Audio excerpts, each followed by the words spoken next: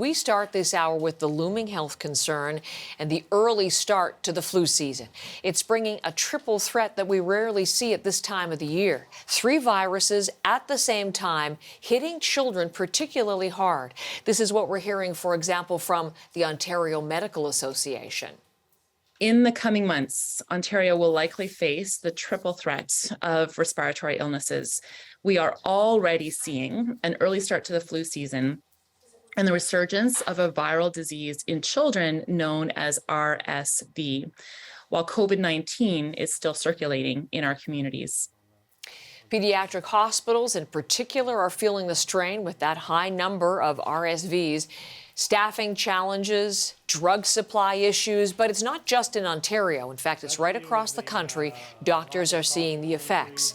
And let us bring in John Northcott, because he's looking at this issue for us today and what medical experts are urging. John, give us the national picture, if you will, this triple threat.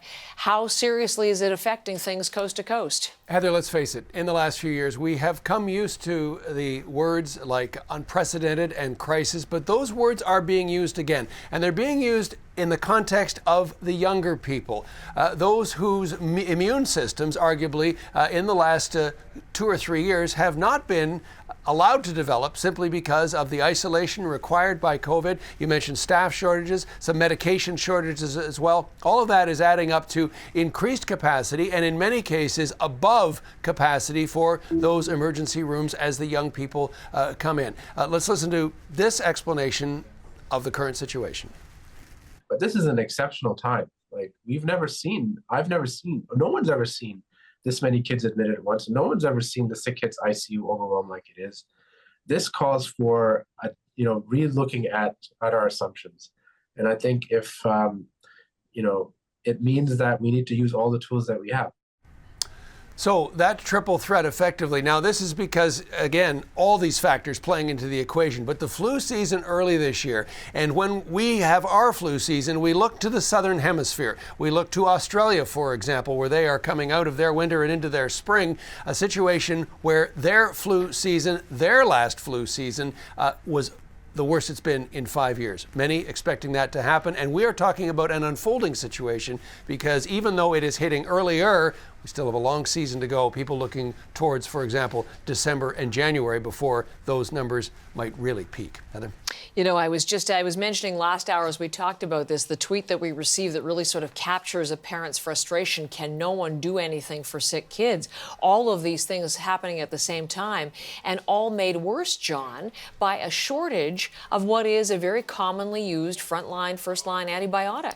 Yeah, it's amoxicillin. Now, when you talk antibiotic, it doesn't work on viruses. In other words, these RSV and COVID and the flu, those are all viruses. But what it does do is work on a whole variety of other respiratory illnesses that young children can get. And we're adding to the situation in the emergency rooms. We're talking about children with multiple infections. So they may have RSV and pneumonia, amoxicillin essential in battling pneumonia. Let's listen to the Ontario Pharmacists Association on that. We may be in situations where some pharmacies still have an on-hand quantity that can be used based off of what they had on the shelf, how many prescriptions they've seen since that time, but it's becoming more difficult to reorder. So if we've exhausted the supply that was currently at the pharmacy, we're not able to replenish for future prescriptions. And need hardly remind you that we've already heard for weeks now the lack of children's, or the shortage, I should say, of children's Tylenol as well. So all of this adding up, the staff shortages, the triple threat, the earliness of all of this, combining to what is, yet again, as we've heard so often in the last few years, some unprecedented developments throughout the system. And let's face it, it impacts all of us one way or another. Heather? Reinforcing the need to rely on the tools that we have already, John, along that list, the mask. Indeed, the mask. The long debated, now then worn, and then happily discarded by many moving forward. They point out the mask, they point out hand washing, they point out boosters and vaccine. Doctors right across the country making the case to do that. In the city of Toronto, for example, where the Board of Health has urged the medical officer of health to take firm action on masks. Here's the Associate Medical Officer of Health talking about that. We can all take that measure to wear masks. We can expect, our Chief Medical Officer of Health has said very publicly that strongly recommended masking may be coming as well. And we can see that with that strong recommendation, mask usage does increase, even without having to go to a mandate. Still, though, that word mandate hanging out there, and whether or not it would come from medical officers of health, provincial medical officers of health, the word is out there, the questions are being asked, and we'll watch that going forward. Before I let you go and throw this back to you, Heather, one note to pass along in all of this. Emergency rooms are getting crowded, no question, particularly the pediatric emergency rooms. But doctors point out, if your child is very sleepy, you're having trouble arousing them, if they are having trouble breathing and it's the middle of the night, take them to an emergency room. That's where the help is. They may be crowded, but they're qualified. Heather? John, thank you very much. Okay. And let's bring an additional medical perspective to this discussion. John had a lot of clips from other doctors, but we have with us this morning Dr. Anna Banerjee, who's a specialist in pediatric infectious diseases, Toronto General Hospital, St. Joseph's Healthcare, and also with the Della Lana School of Public Health. It's a pleasure to have you on the program. Good morning. Good morning. Thank you. You were listening to John and his reporting there. I'm wondering whether what he is saying is what you are experiencing and witnessing in your practices and in your circles right now. Well, absolutely. I would say in the pediatric world with the respiratory viruses right now, it's a crisis. You know, we were told the other day that there were no beds in Ontario and no ICU beds. And this is something that's occurring really across the country where children's hospitals are overwhelmed with sick kids with respiratory infections. And what do you think right now it sort of foreshadows for what's to come? We're not even in mid-November yet. And of course, the late fall and into winter is not even upon us. Yeah, that's very concerning because RSV and influenza have started very early, and we have the rest of the winter where this typically peaks. So I think it's only going to get worse before it gets better. And what are you thinking is necessary then, Dr. Banerjee, as far as solutions, how to address this right now as it already reaches crisis point? So we need to reinstate mask mandates.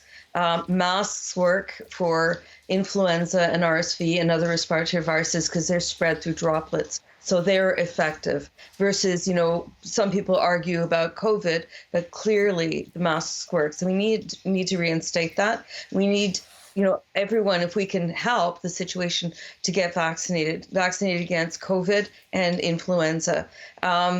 If you have I think we need primary care practitioners to start seeing people who are sick again, to take off the pressure from the emergency departments. And for young children that are at increased risk of getting RSV, you want to cocoon them in this season. So, you know, you want people outside your household, anyone who's sick, not to come until they're better. And if someone's handling a small baby, they need to wash their hands. So those are things that we can do.